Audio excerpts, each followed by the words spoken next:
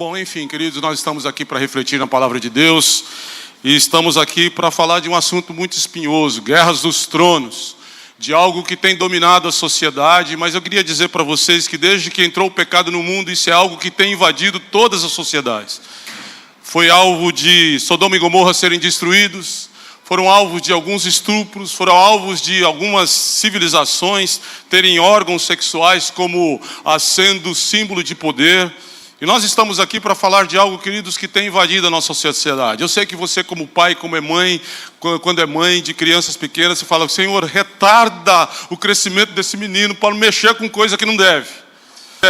Mas, queridos, também eu gostaria de dizer que, por mais que esse tema que esteja presente aqui, sexo, o rei que domina esta geração, a gente precisa entender que Deus nos criou seres sexuais.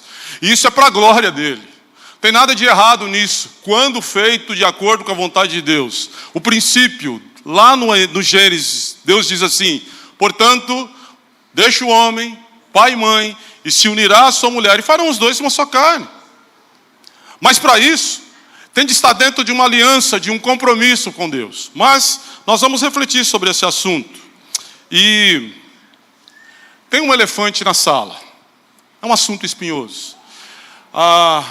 Se você tiver com essa experiência de ter um elefante na sua casa, vai ser difícil tirá-lo de lá, vai ser complicado, vai ter que ter manejamento, vai ter que ter gente, vai ter que chamar pessoas. E nós estamos num assunto, queridos, que é extremamente complicado, porque cada um de nós temos uma história de vida. Cada um de nós tem um conceito, e a sociedade tem imposto tudo isso como o cerne do prazer. Um homem ou uma mulher só tem prazer quando namoram, quando transam, quando tem sexualidade, e parece que a gente está falando coisas absurdas. Nossos filhos escutam isso na escola todo dia. E aí, às vezes, a gente na igreja ou em casa tem uma dificuldade para falar sobre isso, que parece que é tão vergonhoso esse assunto, é tão espinhoso esse assunto, e nós precisamos tratar biblicamente desse assunto. E hoje foi me dada a incumbência. E aí, pastor, nós precisávamos de 3 semanas para falar sobre isso. Aliás, para começarmos a falar sobre isso. 40 minutos, tratar de um assunto tão sério como esse, é um tanto quanto desafiador. Mas nós vamos deixar aqui uma degustação para que os irmãos possam trabalhar de uma outra maneira e a gente também na nossa comunidade. O tema que me foi proposto é: o rei que domina esta geração, imoralidade sexual e suas vertentes, pornografia, fornicação, adultério, prostituição, homossexualidade. Confesso a vocês que nós não vamos trabalhar especificamente a respeito de nenhum desses temas, mas nós vamos trabalhar positivamente daquilo que a palavra de Deus nos mostra. Qual é o caminho positivo para que a gente tenha uma vida pura, uma vida santa, uma vida equilibrada, sexualmente falando. E eu vou tomar aqui o texto de primeira carta de Paulo aos Tessalonicenses, capítulo 4, versículo 3 a 8. E o tema do nosso estudo dessa noite é o reinado da pureza em nossos corações. O reinado da pureza em nossos corações. Pois a vontade de Deus é a santificação de vocês, que se abstenham da imoralidade sexual, que cada um de vocês saiba controlar o próprio corpo em santificação e honra, não com desejos imorais como os gentios que não conhecem a Deus, e que nessa matéria ninguém ofenda nem defraude seu irmão, porque contra todas estas coisas, como antes já avisamos e testificamos, o Senhor é o vingador. Pois Deus não nos chamou para a impureza, e sim para a santificação. Portanto, quem rejeita essas coisas, não rejeita uma pessoa, mas rejeita Deus, que também dá o Espírito Santo a vocês. Paulo está escrevendo essa carta à igreja de Tessalônica. É interessante que quando você vai para Atos, capítulo 18, capítulo 19 de Atos, Paulo ficou muito pouco tempo nessa cidade. A palavra de Deus, a narrativa de Atos diz que Paulo entrou lá, foi nas sinagogas, os judeus não gostaram muito do assunto de Paulo, e Paulo ficou apenas 3 sábados pregando nas sinagogas. Paulo ficou mais ou menos 1 mês plantando uma igreja. E interessante, queridos, que ali ficaram irmãos fortes. O poder do Espírito Santo é tão fantástico que deixou uma igreja formada com um pouco menos de 1 mês que Paulo passou ali.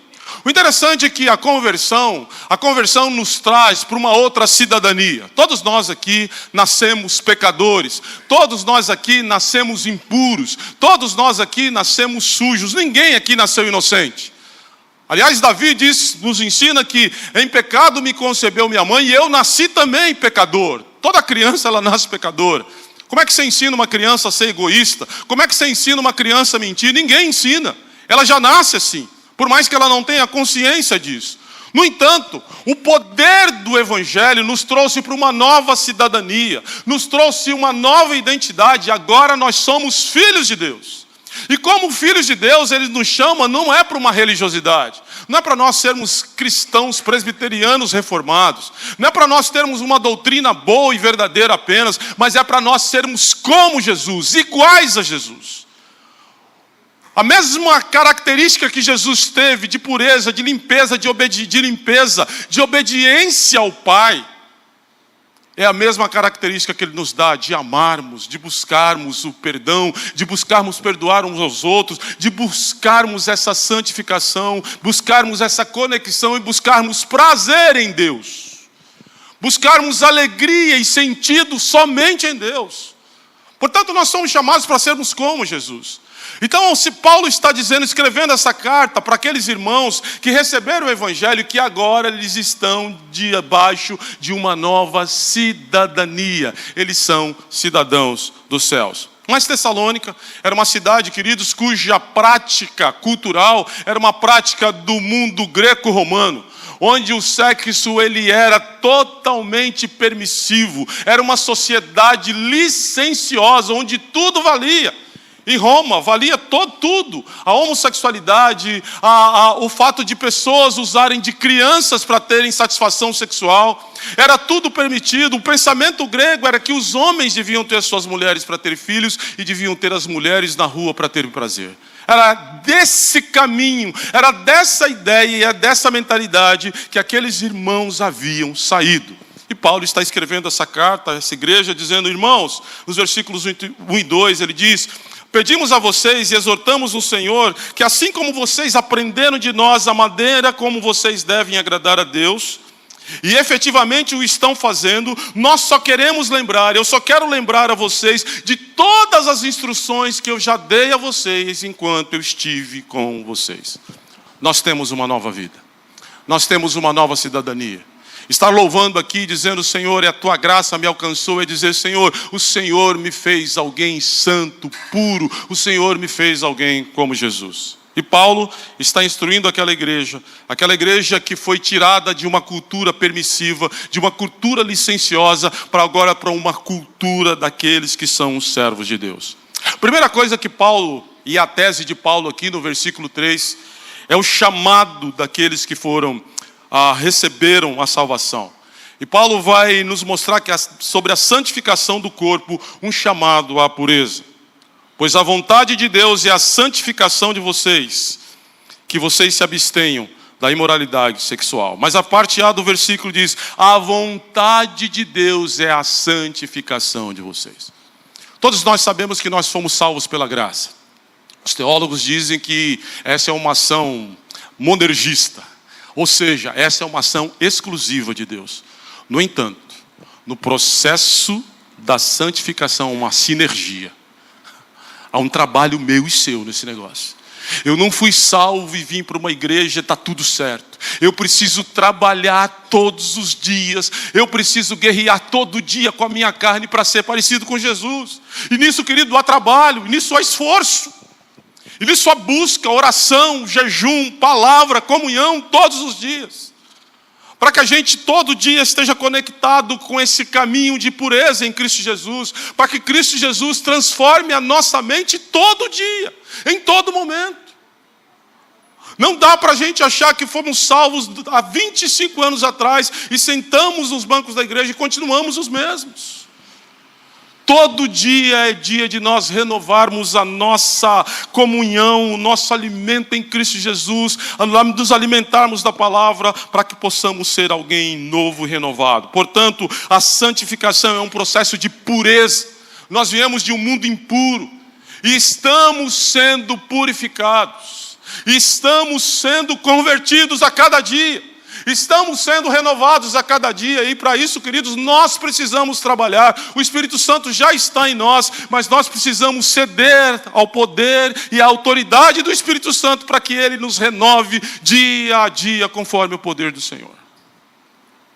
Portanto, Paulo está dizendo, é a vontade de Deus, a santificação de vocês, é a vontade de Deus, a purificação da mente de vocês.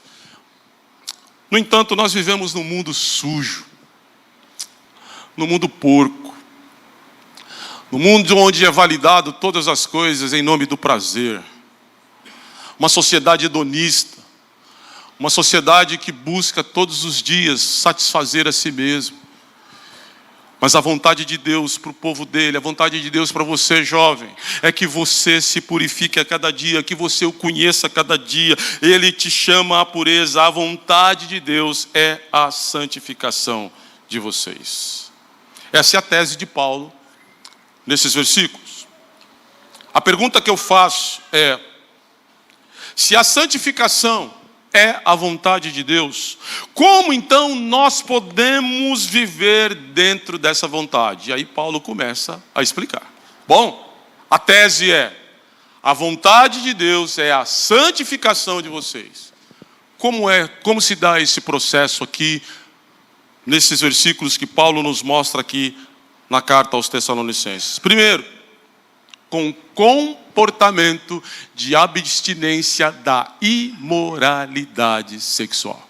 Como eu disse aqui, lá quando eu era jovem, Jaime Kemp já trazia várias palestras para nós jovens, e uma das palestras que ele trazia era que o sexo é uma bênção.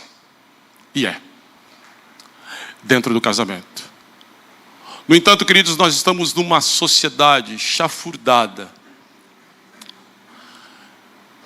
em imoralidade sexual. Basta termos contato com isso aqui todo dia. Sites e mais sites e mais sites falando de sexo, explicitamente. Filmes. Às vezes eu fico até sem graça de ver alguns filmes no Netflix, porque o sexo é algo tão normalizado. A homossexualidade, mostrando a busca de um prazer isolado de uma maneira tão natural, como se isso realmente fosse natural. Como a gente consegue conviver numa sociedade assim, com uma vida de santidade? O apóstolo Paulo nos dá a primeira orientação: abstinência. E abstinência é não mexer, é não olhar, é não ver, é não ser curioso, porque você vai se perder. E é muito interessante que aqui é a negação a buscar tudo isso. Eu gosto muito de um texto quando Jesus diz que se teu olho te faz pecar, arranca teu olho. Se tua mão te faz pecar, arranca tua mão.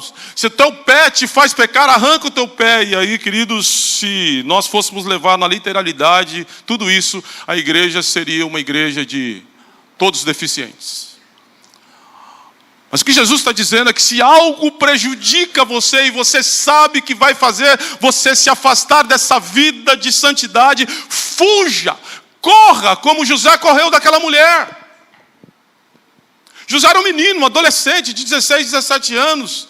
E aquela mulher todo dia tentando, sensualizando em cima de José. E José dá uma resposta para ela muito interessante: acaso eu pecaria contra o meu Deus? É o conhecimento de Deus que faz com que nós fujamos de toda a imoralidade. De tudo aquilo, queridos, que parece ser gostoso e que parece ser bons aos olhos e mas aquilo que leva ao caminho da morte. Aquilo que leva ao caminho de nós podermos cantar, de nós podermos celebrar, mas nos afasta de Deus.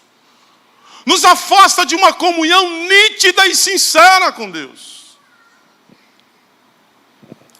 A primeira coisa que Paulo coloca aqui é que nós precisamos fugir, que nós precisamos nos abster de toda forma de imoralidade sexual.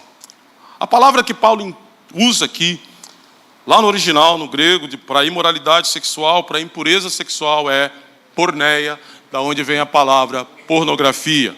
E o que quer dizer esse termo? Refere-se a todas as relações sexuais fora daquelas que ocorrem dentro do relacionamento do casamento. Seja adultério, seja fornicação. Todas. Não existe voucher para noivos. Não existe voucher para os namorados. Todas essas relações fora da relação de aliança do casamento são consideradas impureza. E Paulo está dizendo, fuja disso. Corra disso. Nós vivemos uma sociedade moderna, queridos, onde muito cedo, já com os 12, 13 anos, a galera já quer namorar. E eu acho legal namorar. A grande questão é que não há maturidade para o casamento. E como não há maturidade para o casamento, o relacionamento vai se aumentando, vai crescendo, vai passando por anos, vai passando por tempo. E eu pergunto, quem é suficiente para essas coisas? Eu aos 14 anos, eu não gosto de falar sobre mim não, porque a minha história não é boa. Mas eu aos 14 anos, eu orei ao Senhor, dizendo, Senhor, eu não quero namorar, vai dar ruim. Eu quero uma esposa. Eu costumo brincar que Deus me enfeiou tanto que eu fui conhecer minha esposa aos 23 anos de idade, aos 24 anos de idade. Namoramos 1 ano e meio por carta, que ela estudava no IBEL e eu morava em Cubatão. E estamos há 32 anos casados. Perfeito? Não. Mas desde cedo eu estudava as Escrituras e eu disse, isso não vai dar certo.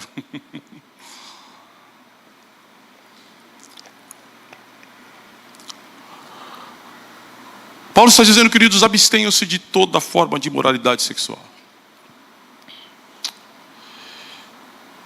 E porneia também tem um outro significado, porque engloba também o homossexualismo, engloba a impureza da mente,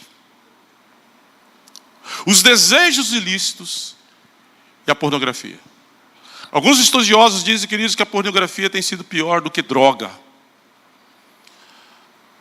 Porque ela vai injetando na mente, vai injetando na mente, a pessoa já não sabe mais o que é real, o que é virtual.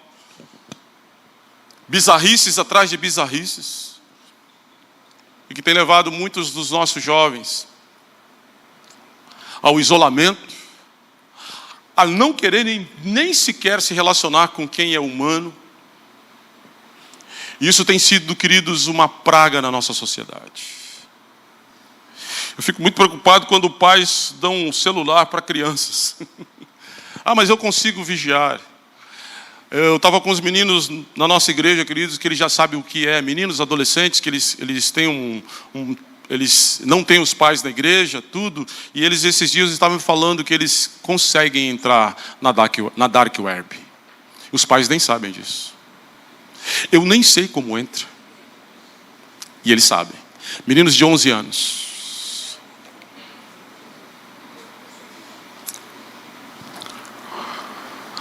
A impureza da mente, os desejos ilícitos, o homossexualismo. E aqui, queridos, a gente fala sempre com muita graça, porque há vários fatores que levam uma pessoa a querer uma pessoa do mesmo sexo.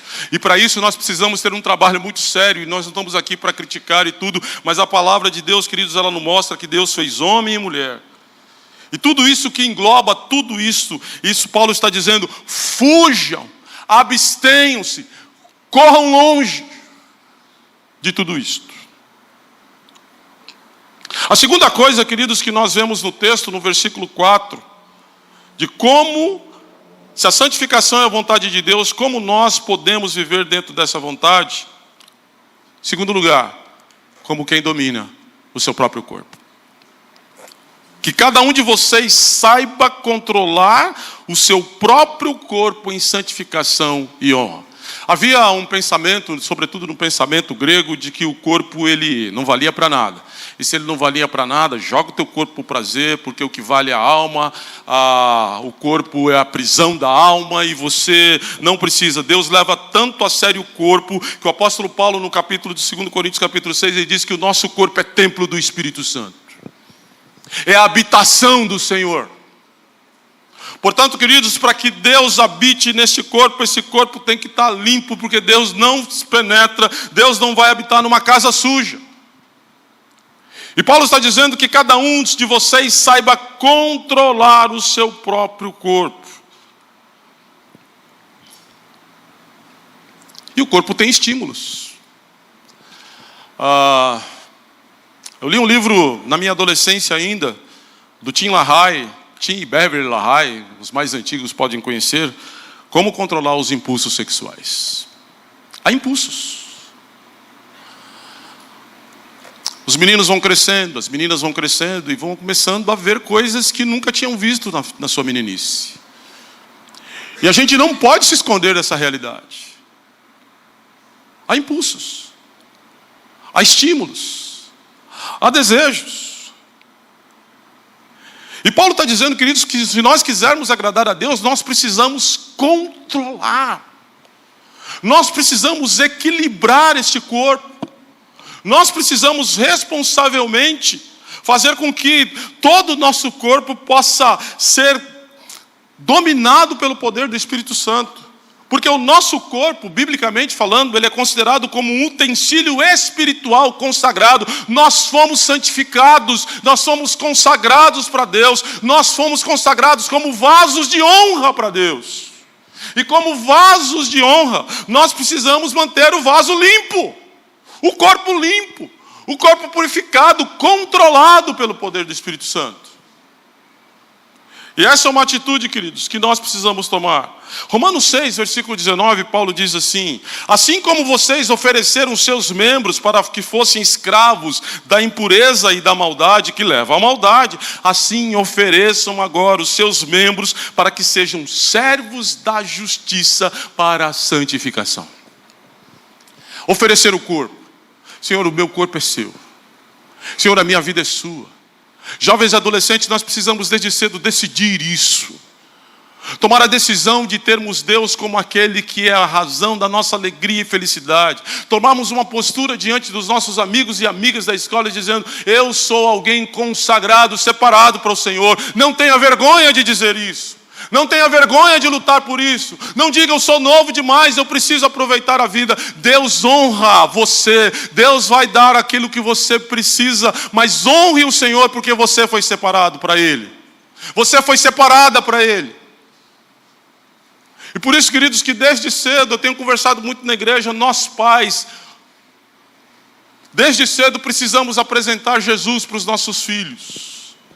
Não apenas trazê-los à igreja, para que eles vivam uma vida de hipocrisia, que parece que são santos, mas eles têm, queridos, lutado dia a dia contra tudo que eles veem na sociedade. E é preciso força, é preciso autocontrole, é preciso a ação do Espírito Santo para nos ajudar a vencer e controlar o nosso corpo. Em terceiro lugar, Paulo coloca que a gente pode vencer e viver de acordo com a vontade de Deus como quem resiste aos desejos. Não com desejos imorais, como os gentios que não conhecem a Deus.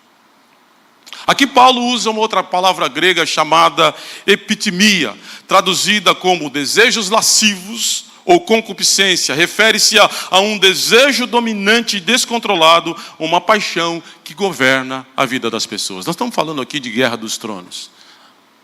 Que rei domina você? Em que trono esse rei está sentado? Uma pessoa dominada por desejos lascivos, ela tem uma paixão que governa a sua vida. Ela não sabe viver sem isto. Ela não sabe se controlar. Ela não consegue se dominar. Ela não consegue ter domínio sobre os seus desejos, sobre os seus estímulos, sobre aquilo que ela busca todos os dias. É concupiscência, é desejo, e refere-se a um desejo dominante e descontrolado. Meus irmãos, minhas irmãs, todos os dias a gente abre as páginas dos jornais ou de algum canal no YouTube, Todos os dias a gente tem visto quantos jovens têm se perdido. Quantas meninas, quantos meninos com namoros virtuais, saindo das suas casas. Há pouco tempo agora um rapazinho matou sua mãe porque a namoradinha virtual disse para ele: seu pai não deixa você me ver. O que você vai fazer? Mata os seus pais, tira a vida deles. Meus amados, é preciso que nós entremos num estágio de clamor diante de Deus. Deus, salva essa geração. Deus, traga um novo tempo para essa geração. Faça com que essa geração descubra que o maior prazer é estar na tua presença. Descontrole. Sendo governados, queridos, sobretudo pelos seus desejos, e desejos lascivos, por impureza. E vemos isso nas músicas, vimos isso nos filmes, dia a dia, em todo momento. E o mundo vai se perdendo. E Paulo diz: não com desejos imorais como os gentios que não conhecem a Deus. Eles sim, eles não conhecem a Deus. Eles não sabem que Deus é a razão da felicidade. Eles não sabem que Deus é a razão do nosso prazer. Não façam como eles, porque vocês foram conquistados por Cristo. Não com desejos imorais, não com lascívia. Os que não conhecem a Deus não veem problema em práticas sexuais e morais. Para eles, sexo fora do casamento é normal e até incentivado. Mas o cristão não pode imitar essas práticas. Ele é chamado a viver de uma forma santa, de uma forma separada, de uma forma distinta. Quarto lugar, como é que nós vivemos a vontade de Deus como aqueles que não defraudam e nem ofendem o seu irmão? Versículo 6, parte A diz: e que nesta matéria ninguém ofenda nem defraude a seu irmão. E que nesta matéria sexual você não tem o direito de defraudar e de ofender a seu irmão. Mas o que é defraudar, pastor? Defraudar significa provocar desejos no outro que não podem ser satisfeitos de maneira lícita. Ou seja, seduzir, estimular desejos com intenção sensual, sem compromisso de pureza. Isto é pecado contra o próximo e uma violação do amor cristão. Deixa eu ser um pouco aqui didático. Defraudar é você tirar casquinha do outro sem querer ter compromisso com o outro. Defraudar é alguém usar da vulnerabilidade, um homem, por exemplo, usar da vulnerabilidade, da carência de uma mulher para oferecer algo que ele não vai cumprir intencionalmente. Defraudar é quando uma mulher provoca sensualmente um homem com seus decotes, com as suas roupas curtas ou qualquer outro fator sensual, onde ela não vai cumprir aquilo que provocou no coração do outro. Que nesta matéria ninguém defraude ou ofenda seu irmão. Eu lembro da minha adolescência, tinha uma moça da minha UPA que todo mês de maio, todo mês de maio ela precisava arrumar um namorado, porque ela queria ganhar presente para o Dia dos Namorados. Depois do dia 12 ela terminava o namoro. Ela causava algo no coração do outro apenas para ganhar o presente do outro. Apenas para utilizar do outro para dizer: olha, eu namoro e eu ganhei isso aqui do meu namorado. Lembro de uma outra amiga dos adolescentes, que todos os dias a gente tinha ensaio, todo sábado. A gente ficava na igreja, na verdade, a semana inteira, né? De segunda a domingo, domingo a domingo, nós estávamos na igreja. Aquele tempo, 1980, jovem, adolescente, não precisava sair para trabalhar e etc. Nosso ponto de encontro era a igreja todos os dias. E essa minha amiga estava todos os dias de abraço com outro amigo que eu tinha, de mãozinhas dadas e tudo mais. E esse amigo chegou para mim: eu vou pedir ela em namoro. Ela está gostando de mim. E quando ele foi pedir em namoro, ela disse: não, era só ilusão. Eu não estou afim de você. Provocou e não cumpriu. Paulo está dizendo aqui que nesta matéria ninguém defraude o seu irmão, ninguém defraude o próximo, ninguém use do próximo para o seu próprio benefício, ninguém utilize do próximo, da carência do próximo, ou do olhar do próximo, ou do ouvido da próxima, para tirar vantagem, para tirar casquinha. Sabe por quê? E aí a quinta coisa que Paulo vai nos mostrar na parte B é que quem faz isso, o versículo B diz: porque contra todas estas coisas, como já antes avisamos e testificamos, Deus é o vingador. E aqui, queridos, como é que a gente pode permanecer fazendo a vontade de Deus com pureza? É com temor diante da santidade de Deus. Porque Deus defende as vítimas e julga os que vivem na sensualidade e na impureza, se aproveitando do outro. O julgamento começa já na consciência culpada e culmina no juízo final. Paulo está dizendo aqui, queridos, que Deus é o vingador de quem usa das pessoas. Deus é o vingador de quem aproveita da confiança do outro para o seu próprio prazer. E Paulo está lembrando isso à igreja, uma nova cidadania. Paulo não está dizendo para os tessalônicos normais. Ele não está falando para os gentios. Ele está dizendo e comunicando isso ao povo de Deus, aqueles que foram conquistados pela graça do Senhor. Não brinquem com a vida do outro. Não brinquem com o sentimento dos outros. Porque Deus é o vingador. Não prometam aquilo que vocês não vão cumprir, porque Deus é o vingador. A palavra assim o diz.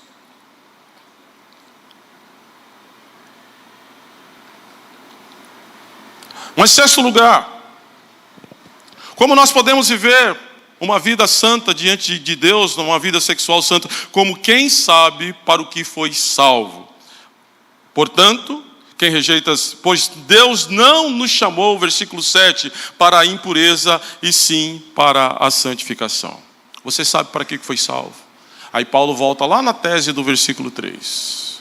Esta é a vontade de Deus, a santificação de vocês. Nós fomos salvos da impureza para viver em santidade. É interessante essa palavra santidade, que muitas vezes a gente pensa que santidade é fazer caras e bocas, é ter uma vida triste, uma vida para baixo. Eu sou santo. Santidade significa que nós fomos separados para o louvor e para a glória de Deus. Santidade significa, queridos, que nós fomos separados para sermos e para darmos glória somente a Ele, para encontrarmos prazer somente nele. Portanto, nós fomos salvos da impureza, da sujeira, para que entrar num caminho de limpeza, de pureza todos os dias da nossa mente, do nosso coração, deixando que Cristo seja o Senhor do nosso trono, entregando o trono da nossa vontade para Ele, para que Ele faça sentido na nossa vida todos os dias. Portanto, quem vive habitualmente no pecado mostra que ainda está em trevas.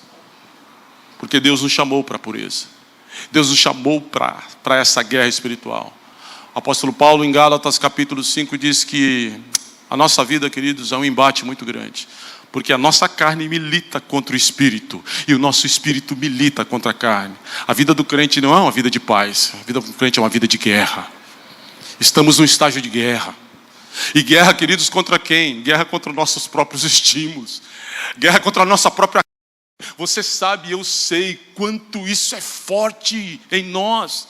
O quanto a nossa carne quer nos dominar. E nós precisamos, queridos, buscar, decidir andar no Espírito. Andarmos na dependência do Espírito Santo. Do contrário, a nossa carne vai dominar. E aí João vai dizer da concupiscência dos olhos, dos desejos da carne, da busca desenfreada pelas coisas deste mundo. Nós fomos salvos da impureza para viver uma vida de santidade. Efésios, a palavra de Deus, que aquele que vive pecando nunca viu a Deus.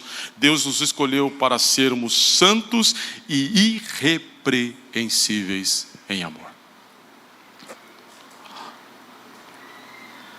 Versículo 8 vai nos mostrar, queridos, que nós vivemos na vontade de Deus como quem vence no poder do Espírito Santo.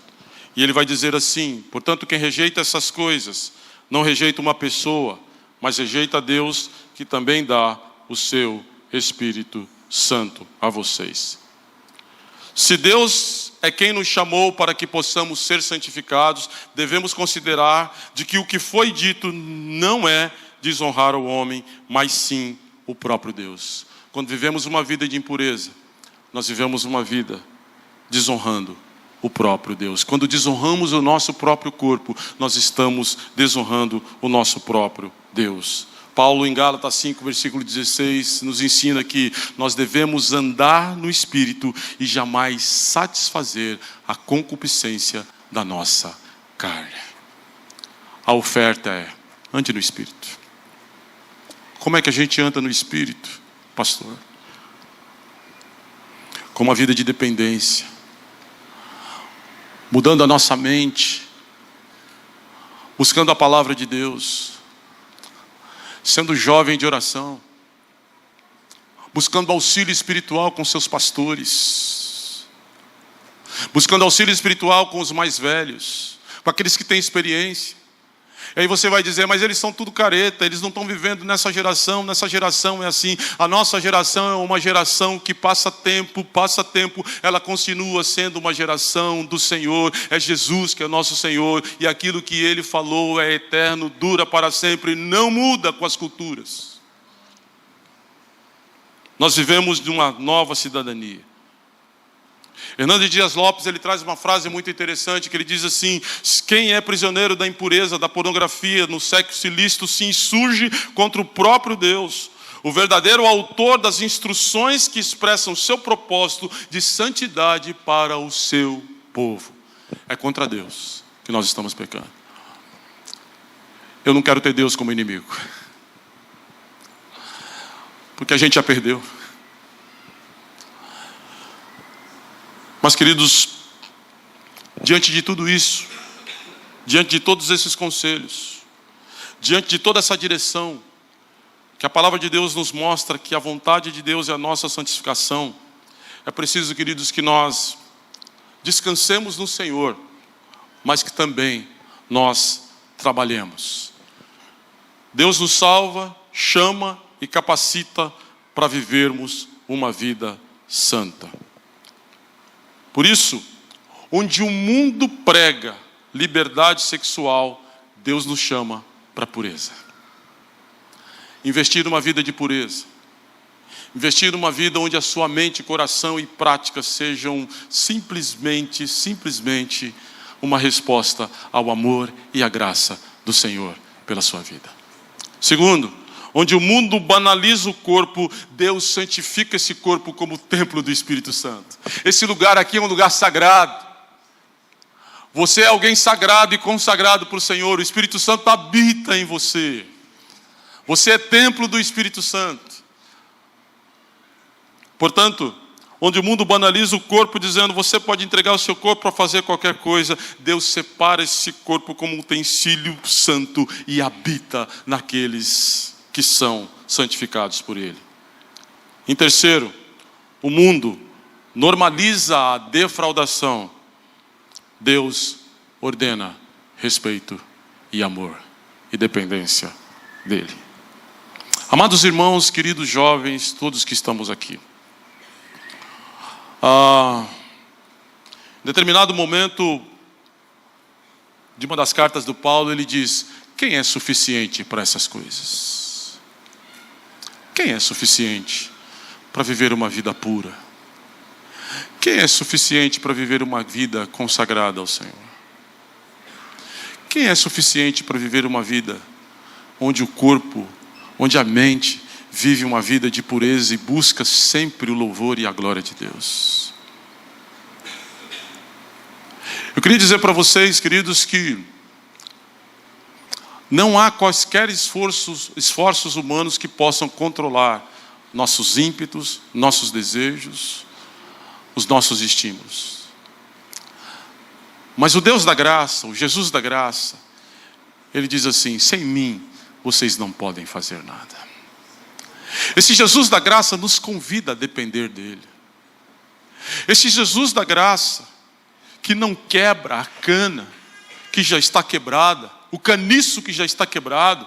E esse caniço, queridos, era um instrumento, uma flauta que quando ela estava rachada, ela era simplesmente quebrada para se jogar fora. Deus, o Jesus gracioso, lá no capítulo 12 de Mateus, Ele diz que Ele não quebra o caniço que já está quase quebrando, Ele não apaga aquele pavio que já está quase apagando. Ele é o Deus da graça e da misericórdia que está te chamando hoje, jovem, dizendo: venha a mim, consagre-se a mim, purifique-se em mim, entregue-se a mim. É isso que vai fazer toda a diferença. E parece, queridos, que quando a gente percebe os nossos colegas, né? Eu tinha um incômodo na escola, quando eu chegava na escola, quando eu tinha meus 18, 19 anos, os colegas vinham contando de tudo que eles haviam aprontado no sábado, no domingo, e eu tinha ido para a escola dominical e para o culto. Eu falei: caramba, a vida desse camarada parece que é mais prazerosa que a minha. Olha o que ele fez. E eles vinham contando com tanto prazer. Eu confesso para vocês que eu ficava constrangido de dizer: olha, hoje eu aprendi sobre o primeiro ponto do catecismo menor. Foi uma delícia. Você não sabe como eu tenho prazer nisso. E a galera chegando lá, né? Eu tinha um amigo que ele chegava, ele ficava no baile no domingo até as 4, 5 da manhã, chegava todo cheio de cocaína na escola ali, 7 horas da manhã. Eu estudava em Santos naquele período, mas contando o que fez, o que não fez, o que aconteceu. Parece que esse caminho é um caminho bom, mas o caminho da vida é quando nós podemos dizer não para aquilo para onde Deus diz não.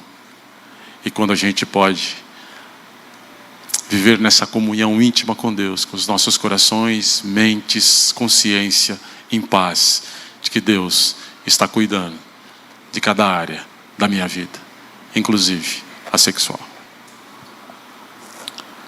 Por isso, jovens, Davi, há muito tempo atrás, e terminando aqui essa nossa reflexão, e a reflexão é que o chamado de Deus sobre as nossas vidas é que reine em nossos corações santidade, pureza. E Davi, no Salmo 119, versículo 9, ele faz uma pergunta e ao mesmo tempo ele responde. E nós gostaríamos de terminar com essa palavra de Davi. De que maneira poderá o jovem guardar puro o seu caminho, observando o seu caminho de acordo com a palavra de Deus? Não há outra maneira, jovem. Eu sei que hoje nós vivemos tempos de mensagens curtas no Instagram. A gente não consegue ler um parágrafo mais, porque se alguém postar um parágrafo, eu já elimino de ver aquilo. Nós estamos vivendo hoje com mensagens em cortes no TikTok. Mas não há outra maneira de um jovem ser vitorioso, não há outra maneira de nós, queridos, termos um avivamento na vida dos nossos jovens, da nossa igreja, das nossas famílias, para vivermos uma vida de santidade e pureza, se não observarmos a palavra do Senhor. Se não buscarmos a palavra do Senhor como referência de quem anda em pureza, de quem anda em intimidade com Deus, de quem conhece a vontade do seu Deus e vive para amar, adorar e servir a esse Deus. Não há outro mecanismo. De que maneira? E olha que Davi, no auge de seu reinado, pisou na bola. Ele conhecia Deus. No momento que ele não era para estar em casa, ele estava em casa, assistindo séries do Netflix, até que ele sai na janela, ocioso, e se encontra com Betseba. E aí nós sabemos o resultado. E esse Davi que conhecia Deus, ele sabe qual é o caminho das pedras. Salmo 119 é uma delícia, porque todas as fases da nossa vida estão ali no Salmo 19. E ele sempre está dizendo, de acordo com a sua palavra, de acordo com os seus mandamentos, de acordo com os seus preceitos, de acordo com aquilo que o Senhor mandou. É assim que vive a nossa vida. E de que maneira um jovem pode guardar pureza no seu coração? Observando. Segundo, a sua palavra. Guerra dos Tronos. Um ótimo tema. Acho que para os próximos 5 anos fazer um tema como esse. Reinado. Esta noite nós queremos, queridos, desafiar a cada um de nós, sobretudo os nossos jovens que estão aqui como Semana Jovem, a permitir que o reino da santidade ela reine em seu coração. Que a vida de Deus reine em seu coração. Que a vida de Cristo reine em seu coração. E que você busque na palavra de Deus motivos e razões para viver essa vida pura em resposta à graça salvadora de Jesus Cristo, o nosso Senhor. Para isso, nós precisamos fazer parte desta cidadania cristã. Para isso, jovem, é preciso que eu tenha verdadeiramente entregue o meu coração a Jesus Cristo. É preciso que eu tenha verdadeiramente falado, Senhor, a partir de hoje o Senhor é Senhor da minha vida. É Senhor das minhas decisões. Para que você possa viver essa vida, é preciso fazer parte. É preciso ter Jesus como Senhor do seu trono, como Senhor da sua vida, para que você busque essa santidade no Senhor. Meu desejo é que Deus te abençoe. Meu desejo é que você não tema ter bons conselheiros, adultos, para te ajudar nessa caminhada. Não é fácil, não. Se já não era fácil ser jovem há 40 anos atrás, hoje está muito mais complexo. Ser jovem cristão de fato, de verdade. Mas que Deus levante aqui uma geração de guerreiros e guerreiras. Que Deus levante aqui uma geração pura, uma geração santa, que impacte Vicente de Carvalho para a glória de Deus. Que Deus levante aqui uma geração que tenha sede e fome de Deus. Para que essa geração verdadeiramente seja uma geração que não se contamina com as comidas que estão aí sendo propostas para vocês nessa sociedade. Que Deus os abençoe. Que Deus os guarde, que vocês busquem a santificação, abstenha de toda forma de impureza sexual, não aproveite de ninguém nessa vida.